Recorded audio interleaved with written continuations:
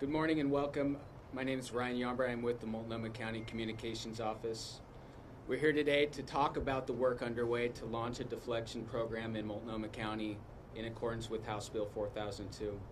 We know there's a lot of questions about House Bill 4002, and we're here to answer them. So today we have with us Chair Jessica Vega Pederson, Portland Police Chief Bob Day, Multnomah County Sheriff Nicole Morrissey O'Donnell, District Attorney Mike Schmidt, and Bernard J.B. Foster, the CEO for Turk House, Inc.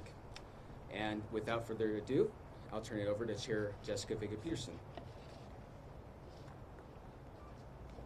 Thank you, Ryan. Good morning, everyone. I'm Multnomah County Chair Jessica Vega Pederson. Today, we stand before you as a united group to talk about our response to the statewide recriminalization of drugs that gives us an opportunity to strengthen the handoff between law enforcement and behavioral health, and to increase access to treatment and recovery. Addiction and substance use disorders are one of the most critical issues our community faces. We're committed to improving the connections between our behavioral health systems and our law enforcement systems so that people do not fall through the cracks. We must offer people suffering from addiction alternatives to incarceration, or we will be right back where we started. Treatment is the best route to recovery. People's lives are depending on opening more treatment options, and we are moving swiftly to do so. When the drug possession laws change on September 1st, it is so important for us to be ready. Today, we are here to make sure that our community knows that together we will be ready. House Bill 4002 gave law enforcement the tools to stop drugs coming into our communities. It also gave us the path to make sure that people who are addicted and possess a personal amount of drugs have a pathway to recovery and services. We have heard the need for a deflection program from community members and partners, and we've been given a clear mandate from our state legislature to prioritize this program in response to House Bill 4002 and to make sure that Multnomah County is ready to respond. There has been criticism about not having a plan, but we are building a deflection system that includes mobile outreach, leverages peer support, and finally creates a drop-off center for law enforcement. I am standing here today with a building, with a provider, a good neighbor committee, security, transportation, and a clear understanding about what deflection is. I am thrilled that our provider, Turk House, is on the ground in Portland and is here with us today. They have a record of nearly 50 years of this work, and I'm so glad for this opportunity today for you to hear from their CEO. These are seasoned providers. They will be ready on day one as they join this broader coalition committed to connecting people with treatment first, before jail, so that more people struggling with addictions are likely to recover, heal, and thrive. Today, these partners stand together to talk through what we're creating and what the impacts will be on our community. We already know many of these impacts because we know that treatment is the best route to recovery, that we must have a path to services for people who interact with law enforcement, that getting people connected to care and services must be our focus, and keeping people who need care out of jail will make our community stronger and safer. We are working diligently to make sure there are real paths for people possessing a personal amount of drugs away from our criminal justice system and towards healing, housing, and health. I look forward to our continued partnership to do just that. And now I'd like to welcome Police Chief Bob Day to the podium to talk about how the Portland Police Bureau is preparing for September 1st. Thank you, Chair. Good morning. One of our founding fathers, Benjamin Franklin, once said, "If we all think alike, no one is thinking." And I understand the frustration and the apparent disconnect and misunderstanding that has come across maybe in this process. And I'm just speaking from a guy from the inside. So it's not lost on me, some of those challenges, but these are complex issues, and I really appreciate everybody's efforts in trying to weigh in to find a solution, a starting point. As we are speaking right now, the operational teams for the Multnomah County Sheriff's Office, Gresham PD, and Portland PD are meeting to begin thinking of ways and strategizing ways to be able to operationalize this deflection program. It was critical that we got something started for our membership, recognizing that there are still going to be times ahead where we can evaluate its effectiveness, success, etc. 3 primary things I want to share with you. 1, who's eligible for deflection? Under this agreement, individuals stopped by law enforcement are eligible for deflection if they possess illegal drugs for personal use. There's an extensive list about what personal use means. I would encourage you, I think Mike Benner has those if need be. They are not committing any other crimes, and they have not failed deflection within the prior 30 days. If they're on parole or probation or supervision, they're still eligible for deflection, but their supervisors will be notified and kept in the loop of what's going on. What does successful deflection look like? And we agree that, for starters, an individual has successfully engaged in deflection if they have completed all of the following: a screening, received the service referral, and engaged with referred service as recommended by the screening within 30 days. We believe that 30-day window gives them ample opportunity to try and take some responsibility for themselves, as well as we understand the complicated network that they may be trying to navigate. We want to make sure that that happens within those 30 days. What are some of the limitations of deflection as we've currently structured it? If an individual fails any of the above steps, they will not be eligible for deflection for the following 30 days and would instead be arrested and charged if contacted by law enforcement during that time period. So there are some accountability standards put in there in terms of their requirement of their participation. If they're contacted and they haven't engaged, then we will move towards arrest or citation. I want to pass it off to Sheriff Morrissey O'Donnell for her remarks.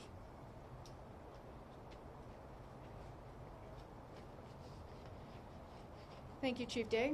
I'm Nicole Morrissey O'Donnell, Multnomah County Sheriff. Today I'll be speaking with you about our shared commitment to reviewing data every 30 days, the experience of individuals and providers, and our public safety needs. We understand the grave importance of data-driven decision-making, and it is also important to recognize that this framework for deflection was developed with what we are currently experiencing today. And the communities that each of us serves in are drastically different, and they look different than 5 years ago with respect to the public safety needs and the additional behavioral health challenges. Our review will include, but it will not be limited to, analyzing the date and location of each contact, demographic information, the connections that were provided to engage with treatment and/or additional services, and the outcomes of those referrals, the experience of individuals involved in the deflection process and those of the service partners, utilizing practices developed in partnership with our health department and the provider to gather this feedback. We'll be looking at tracking both behavioral health outcomes as well as support provided to the individuals and their thoughts on the ways that support is helping them take the next steps, and our collective public safety needs. Our 3 agencies are working together to align our operational efforts, as mentioned by Chief Day. We'll be tracking what officers and deputies are seeing in our community when deflection is utilized over entering the criminal justice system, as well as how often individuals engage in the required next steps as defined by their screening. Having these 30-day reviews will allow us to critically evaluate what is working and allow vast opportunity to adjust along the way. Accountability for individuals entering deflection is a shared responsibility of this group. In our 30-day reviews, I am hopeful that we can identify the services that are missing from this initial framework and utilize our criminal justice system when it is needed. I do appreciate the collaborative work that is happening and ongoing with this group. Providing a path to deflection gives law enforcement another tool to help people in crisis get the resources and services that they desperately need, and also provides a pathway away from the criminal justice system when it's appropriate. Thank you very much, and I would like to now turn it over to District Attorney Mike Schmidt.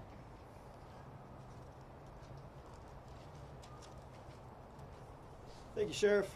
I'm District Attorney Mike Schmidt. Thanks to the chair, the sheriff, the chief. I appreciate our collaboration and partnership that we've had in developing this program. thus far. I want to emphasize this is a new program, and we're building it from scratch. We've already made adjustments to our plan, taking into consideration the feedback we've received from stakeholders, and that's a good thing. This is an iterative process, and I think that's exactly how it should work, evolving over time. What we have now, I believe, is a program that meets the intent of House Bill 4002, that we can treat addiction like the health issue that it is, while also holding people accountable for their actions and how they impact our community. I've heard from law enforcement that what they really want, what they really need, is somewhere to take people suffering acutely from the impacts of addiction. I've heard from community members that they're tired of seeing people use drugs openly on our streets and in plain sight, and I've heard from others that they want to prioritize treatment rather than jail for people suffering from addiction. I empathize with all of that, and come September 1st, I think we're taking a step in the right direction of addressing those concerns.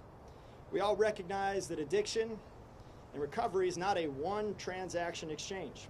Because of the nature, it will require multiple attempts at treatment. That's why if deflection fails, conditional discharge is built into the criminal prosecution process in House Bill 4002. We want to allow multiple opportunities to get people connected with treatment while still maintaining accountability. The bottom line is law enforcement needs tools to stop behavior that harms the community, and the goal needs to be to connect people with treatment, not incarceration. And I think this program works towards those goals. So with that, I'm going to turn it over to Bernard Gaby Foster, the Executive Director of Turk House.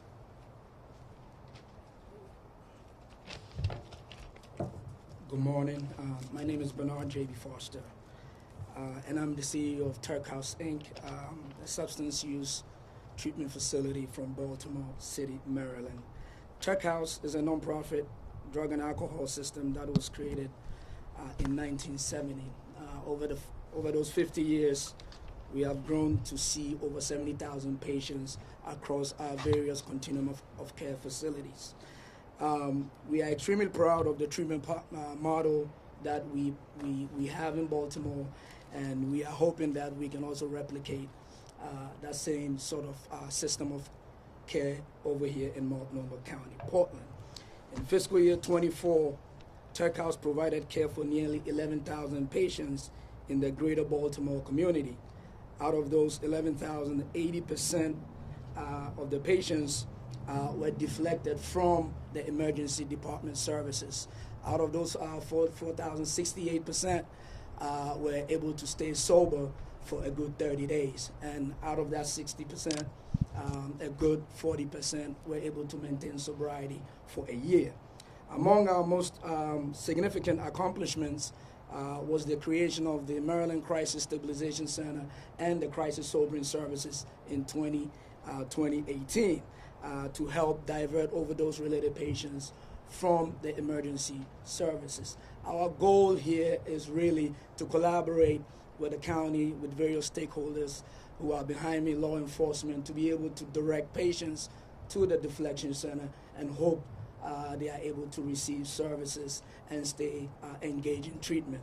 We want to thank the chair of the board, Chair Vega, Pederson, and the rest of her team in welcoming us to Portland. Our hope is to collaborate. It's going to be an assiduous process. It's not going to be a one-day event, and so we are hoping that come September 1, we'll be able to open the deflection center and welcome our patients who are in dire straits and are in need of services. Once again, we just want to thank everyone involved, and we hope to continue collaborating as we move forward. Thank you so much. Thank you, Bernard. And with that, we have time for a few questions. Please state your name, which outlet you're with, and who your question is addressed to. And we'll start with Ezra. Ezra, KPTV, and this is for Sheriff O'Donnell. So Sheriff, yesterday there was some disagreement and some confusion between Mayor Wheeler's office and your office. We heard somewhat of a disconnect of booking people who are arrested for daytime camping bans. Have you been in touch with Mayor Wheeler since yesterday? First, I want to reiterate that I want to respect everyone's time with respect to 4002.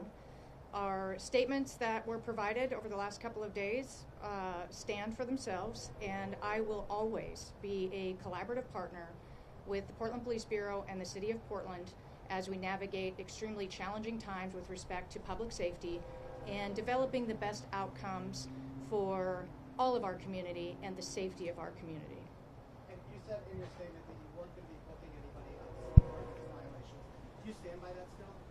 At this point, I am standing by that statement in anticipation of having an opportunity to have further conversations with our public safety leaders and the City of Portland to again determine the best pathways forward to support community safety in all of our communities. Next up, Blair. Yeah, Blair with HW. My question's for Chief Bob Day. How do officers plan to keep track of the timeline of each person who would potentially violate deflection and then be arrested? The 30 days is what I'm referring to. Yeah, the timeline piece is definitely part of the conversation. You know, we'll be looking for the county and deflection coordinator to be able to provide that real-time information. We'll probably, I'm speculating now, but we'll probably be relying upon our current communication systems, whether that be through the MDCs, the computers in the car, so that when we run somebody, it'll come up and say, hey, here's the information, you know, here's the dates, etc. This is not uncommon practice in other areas, but it will be incumbent upon the county to be able to provide that in regular real time so we can have that accurate information. Lisa. Just to follow for Chief Day for a moment.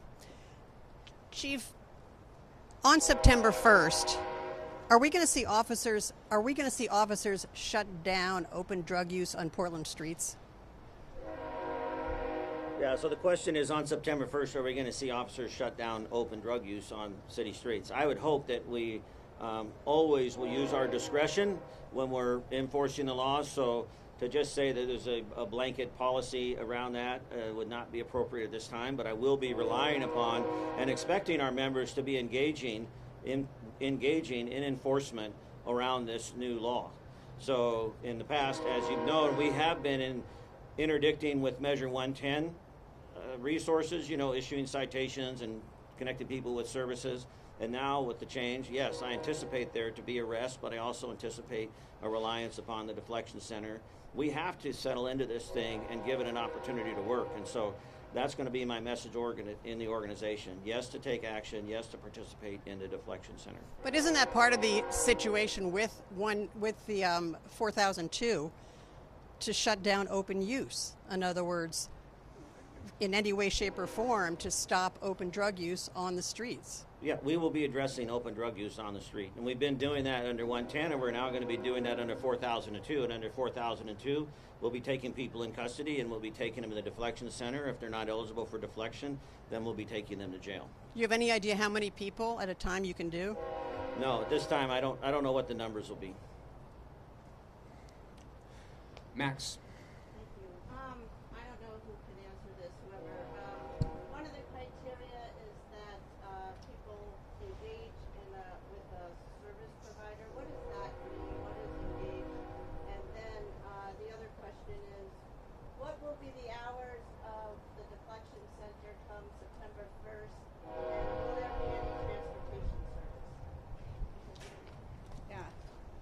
So thank you, Maxine. I want to make sure because there were several questions in there. So I'm sorry. The first one was engage. What is engage? Yeah. So it was really important for all of us standing here, as well as the other folks who have been a part of the 4002 conversations, that there is accountability for people in engaging with services. The legislature in House Bill 4002 was expansive in what constitutes deflection, which it includes recovery and treatment services, housing services, and other services. So what we are saying is that whatever that individual pathway for that person looks like, what they need to be on the next step, that they need to abide by that next step. They need to engage in that next step, and they need to do so in 30 days. So that could be going into housing, that could be getting into detox, that could be getting into their treatment beds. They need to positively engage in that, and that is something that we are going to be tracking. When the sheriff was talking about the data, one of the pieces of data is the date that they engage in those services. That is information that we are going to be tracking, so we know affirmatively that whether they did or did not engage in services. So is that just like meet with the provider, or do they have to like Yeah, that's a really good question, and it's going to depend on what that service plan looked like for that person.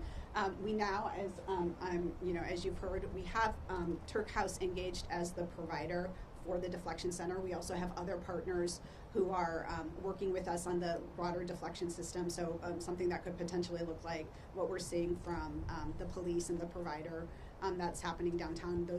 Those are also another path for deflection. But that's really going to depend on what the next step for that person, that individual is, as a result of their engagement with the peer and with the provider. Okay. On the Yes, and so you're hours of yeah. So again, we have Turk House on board. They are going to be working with our health department as well as other providers to really nail down some of those details, and I want to make sure they have the space to work and to have those conversations.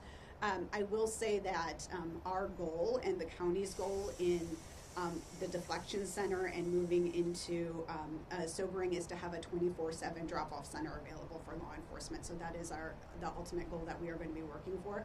And security and transportation will be a part of the deflection center. Emily. I have a follow-up question for the sheriff. Sheriff Mayer said in a statement yesterday that you lifted booking restrictions in August 2023 during conversations about this camping ordinance. Is that true?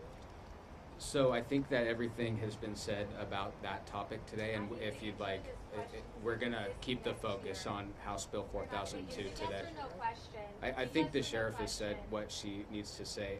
Christina, did you want to ask a question? Yeah, where are the city officials today, and will this program work without the collaboration of city officials? Why are no city officials here today outside of the police chief, obviously? Well, because the police chief is represented here, would you like to answer that question? Yeah. Well, we do have Stephanie Howard here from the mayor's office. Thank you, Stephanie. And I am representing the city officials. I've spoken with the mayor recently. I've spoken with Commissioner Gonzalez recently. Spoke with Commissioner Rubio's office earlier this week. So I feel very supported. We feel like we have some clear direction. We had to get this plane on the ground. As I mentioned, for the men and women that are actually being tasked with doing this work September 1st, we really owe it to them to be able to give them some clarity and some direction. So I feel confident that we're in that space. Tell me what it'll look like on September 1st, September 15th, October 1st. We'll probably be back here having a discussion about that. But for right now, I feel really comfortable that the city's aligned with where we're trying to go with this. How will you transport people to the deflection center? Under what legal authority will you? Well, they'll be under arrest, so they'll be in custody. So we can take them to the deflection center. We can take them to jail, wherever we need to, wherever we need to transport them to. The deflection program application says you will not be issuing citations, but you will be arresting people? Correct. If somebody's taken into custody, let's break this down. If somebody's taken into custody, they're under arrest. So whether they're issued a citation or not, we can unarrest people. You can take somebody into custody and then decide, based upon the evidence, the information, to unarrest them and have them walk away, not just in relation to this incident, anything at all. So when I say that they'll be under arrest, they'll be taken into custody, and then we'll be taken to the deflection center. The officers are still going to be writing reports. We're still going to be collecting evidence. We're going to be doing all of this as if it were somebody that was going to jail. So there'll be documentation of all that, and then the county will collect the information and the data and then share that with us down the road. Are there other crimes So, that you're doing this for currently, other instances that you can give examples of, or this would be unique? excuse me, other crimes that we're doing what for? Where you're arresting somebody but not citing them and then letting them go, like how does this work with other crimes? Is this a unique situation? Well, I don't have any examples off the top of my head. I mean, discretion is a significant part of our role in enforcing the law, so I'd be speculating at this point. I can get more information on that. Mike and I can talk about it and see. We have time for one question from somebody who hasn't asked. Joelle, would you like to go? With respect to what the sheriff was saying, my question is about House Bill 4002. But the mayor's statement yesterday said he's concerned that this disconnect would lead into the enforcement of House Bill 4002. I just wanted to offer you a chance to respond to that. Again, I remain committed to working with our public safety partners, all of our service providers, to ensure that we are operational and moving forward on September 1st, and that we are continuing to evaluate our progress, any gaps, and that we are also continuing to modify this system to ensure that it is serving the needs of our community and supporting public safety. Sheriff, if you have a different story than the mayor, how Hey, can the public trust that the city and for, the county work together? So we're going to have opportunities to follow up directly with the public information officers who are here today. So thank you all for your time. I'm Ryan Yombra with the Multnomah County Communications Office, and we also have Christina Kempster with the Sheriff's Office, Liz Mera with the District Attorney's Office, and Mike Benner with Portland Police Bureau. We'll be sticking around, and if you'd like to route anything through us, you may. And with that, thank you.